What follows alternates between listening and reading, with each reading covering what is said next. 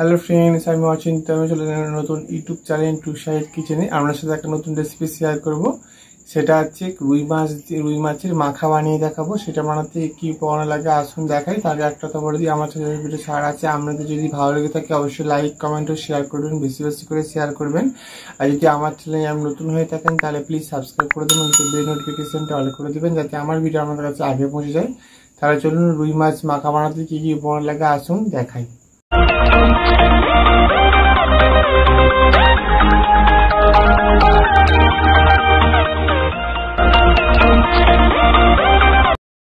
রুই মাছ মাখা বানাতে কি উপকরণ লাগে আসুন তাহলে দেখিয়ে দিই।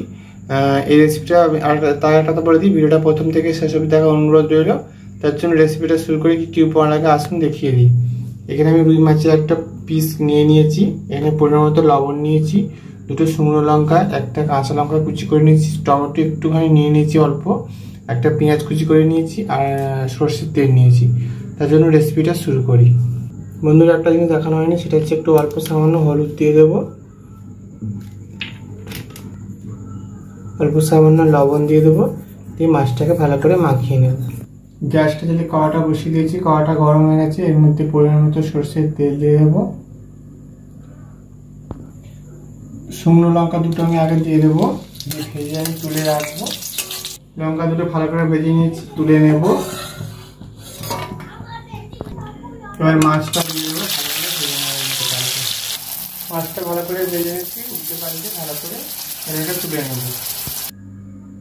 শুকনো লঙ্কা দুটো ভালো করে নুন দিয়ে নিয়েছি, এবার আমি ভালো করে মেখে নেব। এর মধ্যে পেঁয়াজ কুচিটা দিয়ে দেবো, টমেটো কুচিটা দিয়ে দেবো, কাঁচা লঙ্কা কুচিটা দিয়ে দেবো।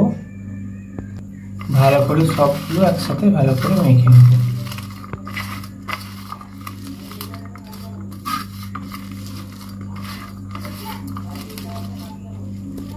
ভালো করে মেখে নিয়েছি। দেখুন আমার রুই মাছ মাখা রেসিপিটা রেডি হয়ে গেছে। এই রেসিপিটা আমাদের ভালো লেগে থাকে অবশ্যই লাইক কমেন্ট ও শেয়ার করবেন, বেশি বেশি করে শেয়ার করবেন। আর প্লিজ সাবস্ক্রাইব করে দেবেন, আমাদের পাশে থাকবেন। চলুন তাহলে দেখা হচ্ছে নেক্সট ভিডিওতে। এরকম নতুন ভিডিও হওয়ার জন্য আমাদের চ্যানেলটাকে অবশ্যই সাবস্ক্রাইব করে দেবেন, আমাদের পাশে থাকবেন। চলুন তাহলে দেখা হচ্ছে নেক্সট ভিডিওতে।